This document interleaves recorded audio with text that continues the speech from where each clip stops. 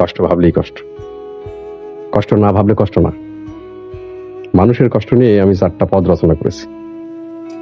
কষ্টের কথা কি বলিব, কষ্ট কাকে বলে? কষ্ট হলো মনের আগুন, বুকের মধ্যে জ্বলে।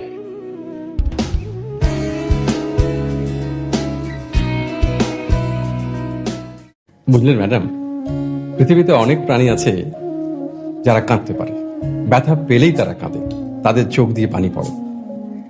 শুধু একটি প্রাণী আছে যে হাসতে পারে। মানুষ সেই প্রাণী। জি ম্যাডাম, আমি যে এখনো মানুষ সেটা মনে রাখার জন্য মাঝে মাঝে হাসি।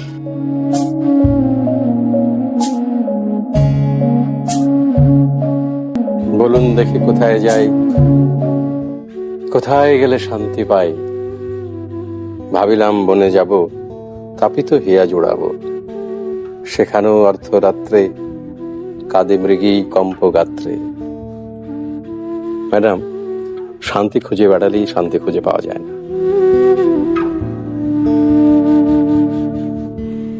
ঘরে তো অনেক জায়গা আছে, তুমি এখানে শুয়ে আছো কেন?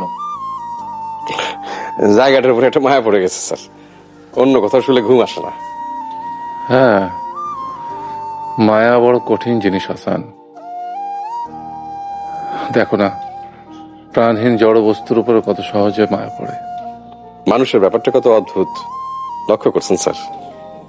মানুষের প্রধান কাজ মায়া তৈরি করা এবং মায়া কাটানো।